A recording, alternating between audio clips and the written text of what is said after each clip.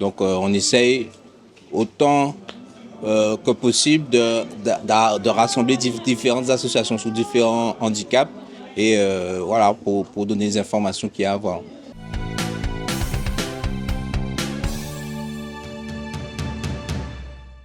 Oui, c'est important qu'il y ait ce genre de manifestation pour mettre un peu les projecteurs sur les différents handicaps qui existent en Guadeloupe et aussi les différentes associations qui existent, surtout à destination des parents avec des enfants porteurs de handicap qui ne savent peut-être pas trop vers qui se tourner. Donc on essaye autant que possible de rassembler différentes associations sur différents handicaps et voilà, pour donner les informations qu'il y a à avoir.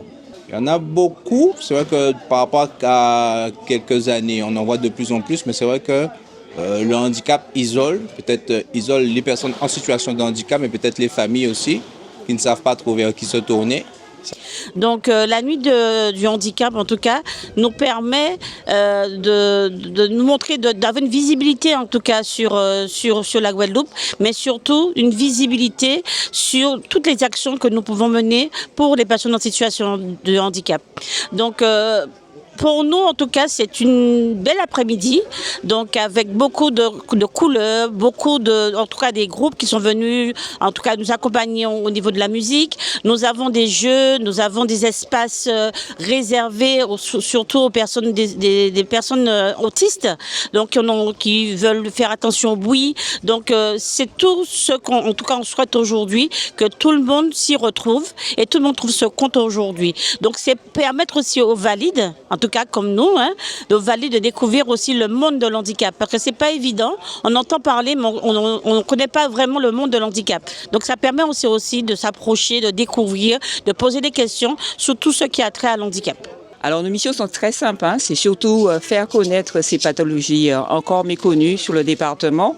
Alors l'association s'appelle Lupus, c'était au départ lorsqu'on a créé l'association.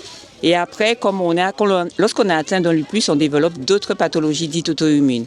Donc maintenant, nous faisons de l'information sur les autres pathologies associées au lupus, telles que la sclérodermie, le syndrome sec, etc. Donc déjà ça, médiatiser, faire connaître. Et ensuite, accompagner les personnes qui sont atteintes de ces pathologies, les faire sortir de l'isolement, puisqu'on a tendance, avec cet handicap invisible qu'on a du mal à expliquer à son entourage, aux professionnels, voilà. Donc nous, l'association, nous sommes présentes pour faire sortir de l'isolement les personnes atteintes. Ça, c'est une chose.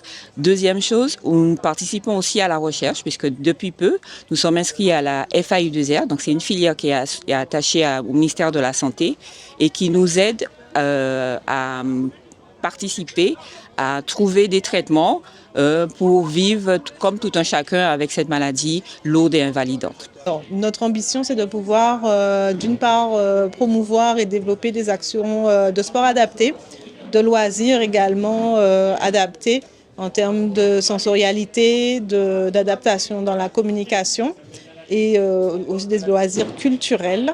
Et on aura aussi un autre pôle qu'on espère développer sur l'accompagnement à domicile. Je pense qu'il faudrait que ça arrête,